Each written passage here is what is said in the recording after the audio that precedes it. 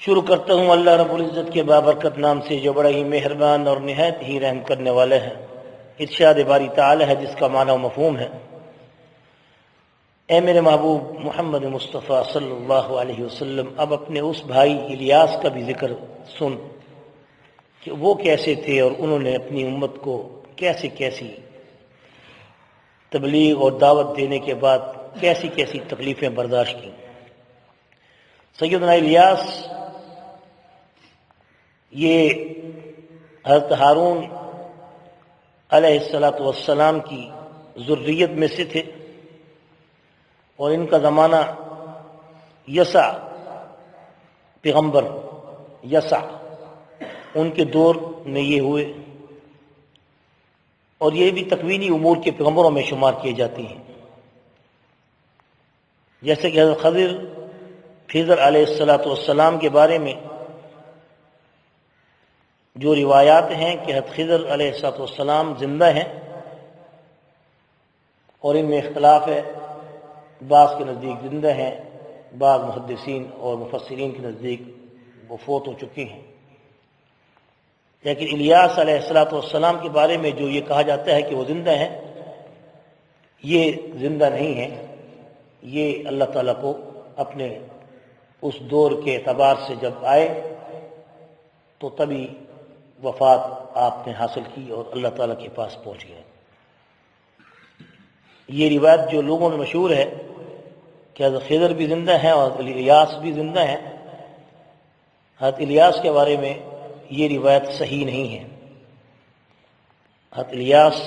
علیہ السلام وفات پا چکے ہیں۔ رہا یہ کہ حضرت خضر علیہ السلام زندہ ہیں،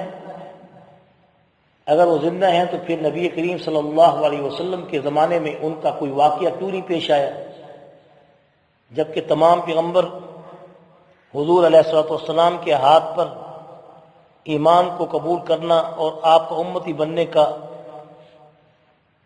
اللہ تعالیٰ سے استغاثہ کرتے رہے اور دعا کرتے رہے، تو خضر کو تو موقع ملا ہے کہ آپ علیہ السلام کی معیت میں، آپ کے لشکر میں، آپ کے صحابہ میں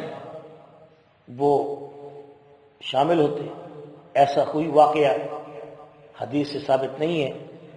کہ جس میں حضرت خضر علیہ السلام نبی کریم صلی اللہ علیہ وسلم کی مجلس میں آئے ہوں یا ایمان لانے کا واقعہ کوئی سامنے آیا ہو۔ پہلا جواب یہ ہے کہ حضرت خضر کیونکہ تکوینی امور کے پیغمبر ہیں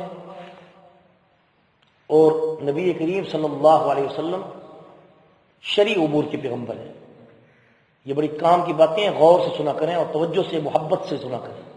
ان کو معمولی مت سمجھا کریں، ان باتوں کو بہت فائدہ ہوگا انشاءاللہ۔ اگر توجہ رکھیں گے، محبت سے سنیں گے تو انشاءاللہ یہ باتیں فائدہ دیں گی۔ حضرت خضر علیہ السلام نبی کریم صلی اللہ علیہ وسلم کے زمانے میں تھے اور اب ہیں، اس پر اکثر علماء کرام کا یہی فتویٰ ہے کہ وہ زندہ ہے۔ تو پھر نبی کریم صلی اللہ علیہ وسلم کے زمانے میں آپ کا کوئی واقعہ کیوں ثابت نہیں؟ آپ کا کوئی واقعہ کیوں ثابت نہیں؟ یہ بھی بتایا کہ تکوینی امور کیا ہوتے ہیں۔ ہاں، تکوینی امور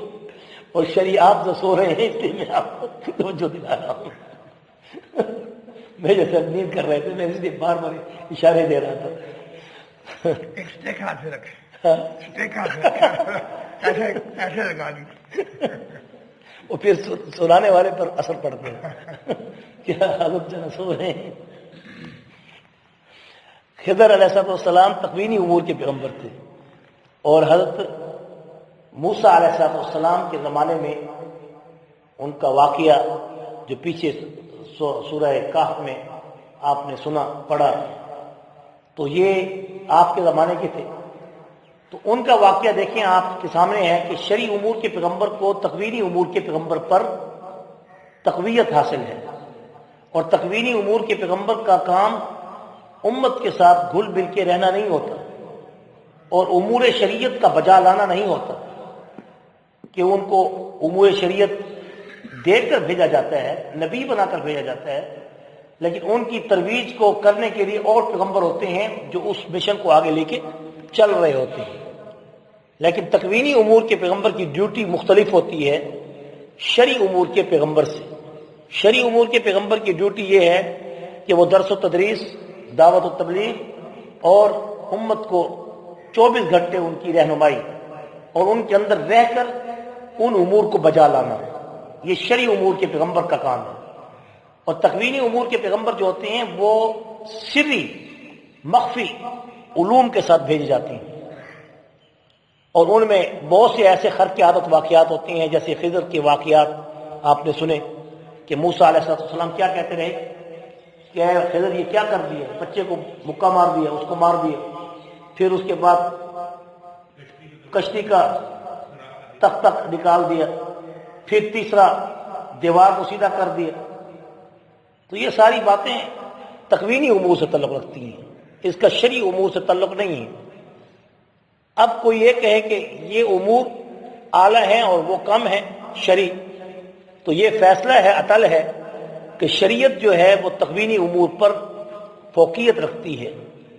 اور شرعی امور کے پیغمبر کو تکوینی امور کے پیغمبر پر برتری حاصل ہے. یہ اللہ کا قانون ہے. اب کیونکہ سیدنا خضر علیہ السلام تکوینی امور کے پیغمبر تھے، ان کے لیے یہ شرط نہیں تھی کہ وہ آپ کو اپنا حلیہ دکھاتے یا آپ کے سامنے ظاہر ہوتے. وہ لازماً آپ کی مجلس میں کئی بار آ چکے ہوں گے اور آپ کی مجلس سے، آپ کے چہرے اقدس سے یعنی صحابیت کا شرف بھی حاصل کر چکے ہوں گے، اور اس طرح وہ آپ پر ایمان لا کر کلمہ بھی پڑھا. لیکن ان کا ظاہر کرنا تکوینی امور کے اندر مخفی ہے، اللہ کا حکم ہے، اس لیے ان کا کوئی ایسا واقعہ ظاہر نہیں ہوا کہ جو رسول اللہ صلی اللہ علیہ وسلم کے سامنے صحابہ کرام کو یا محدثین حضرات کو کوئی حدیث ایسی ملی. کچھ واقعات ایسے آتے ہیں کہ جس میں ایک اننون شخصیت کی شکل میں رسول اللہ کے سامنے کچھ افراد ایسے آئے، اشخاص آئے، انہوں نے اس پر یہی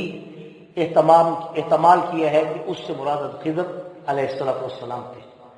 لیکن حضرت خضر علیہ السلام کا کیونکہ شعبہ تکوینی امور کا ہے، مخفی علوم کا ہے، ظاہری علوم کا نہیں ہے، شرعی علوم کا نہیں ہے، اس لیے ان کا ظاہر ہونا ضروری نہیں تھا. لیکن نبی کریم صلی اللہ علیہ وسلم کی شریعت صرف ایک خطے کے لیے نہیں بلکہ پچھلے تمام انبیاء کی نبوت کی تکمیل تھی، اور پھر قیامت تک کے لیے تمام علوم کی تکمیل تھی. اس لیے آپ علیہ السلام کا درجہ تمام نبیوں پر، اور بنسبت اس کے کہ حضرت خضر علیہ السلام کے تکوینی امور سے بھی اللہ تعالیٰ نے آپ کو اعلیٰ درجہ عطا کیا. لیکن تکوینی امور میں تخمینی بول رہے آپ؟ ہاں تکوینی، تکوین، ہاں تا کاف واو یہ نون، تکوینی. تکوینی امور، تکوینی امور اس کو کہتی ہیں کہ جو جیسے کہ بارشوں کا علم ہے، موسموں کا علم ہے، کسی کو اپاہج تھا تو اس کو صحیح کر دیا، ایسے امور کے جو خرق عادت وہ بھی معجزات کی ایک شکل ہے، لیکن وہ معجزات کی ایسی شکل ہے